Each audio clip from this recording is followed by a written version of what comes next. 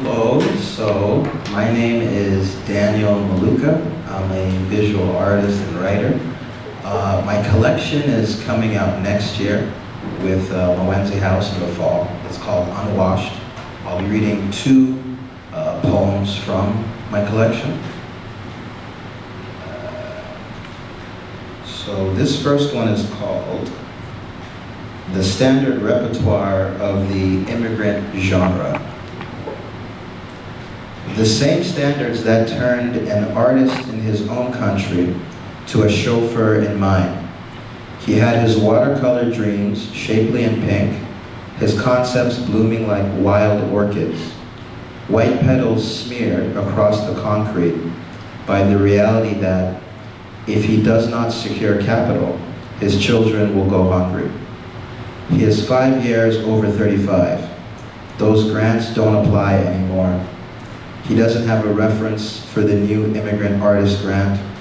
Those concepts from his mind's eye were once as detailed as textiles from Zanjan, exploding in color, now muted, shrunken, and obscured by the veil of overdraft, declined, past due, compound interest.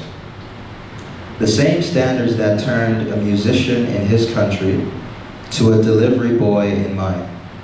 The notes are unknown to him, but his movements adjust to the standard repertoire.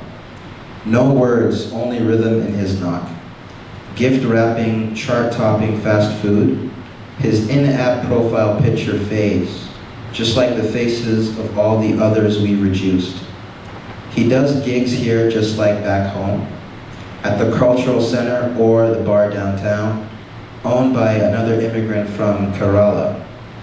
Exhausted by his other jobs, yet he fights to keep hearing the notes. Each pluck on his sitar gives him new life, your family or your passion. The music in his head drowned out by the shrieking of rent, late fees, service charge, eviction. Okay, so I'm gonna do...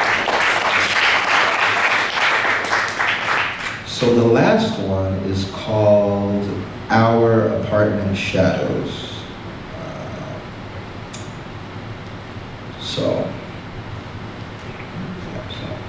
We played basketball in the shadows of our apartment complexes, dwarfed further by the giant shadows of the older kids.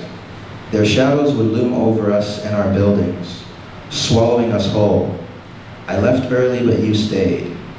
In the distant heat of summers long past, we braved the pressure of the beating sun, chasing after the ice cream truck, breathlessly thumbing through quarters, nickels, and dimes.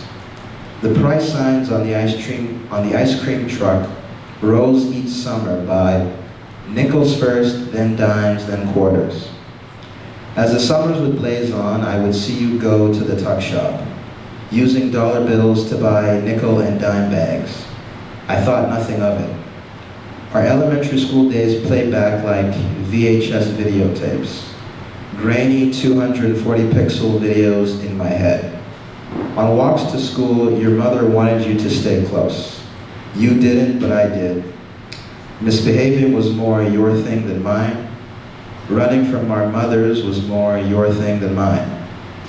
You embraced the shadows of those older kids. I didn't, but you did, and stood in daylight with them, circling the area outside our building like sharks. Not thinking anything of it, I had things to draw. The years lurched on, and my visits to your place were rare. Our Call of Duty zombie days were over. I wouldn't even see you at school. Your father gave a speech at our Black History Month assembly. He told us black men to break the chains. You weren't there to hear it. You left early. I only saw the picture when I asked around for weed, and they brought your name up. I didn't know you were chopping. The night I came back from my first art show, I saw you at the bus station. I moved away, but you stayed. In the shadows of our aged apartment, windows covered by flags and posters. You told me you were selling white because there's no money in green. With no frame of reference, I nodded in agreement. You were still in the shadows of those older kids. Often the place we lived, the neighborhood which we shared, comes up in the news. A shooting here, a stabbing there. I would have a quiet moment for you each time.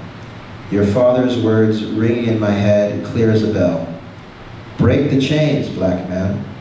You never heard them. Why did you leave early?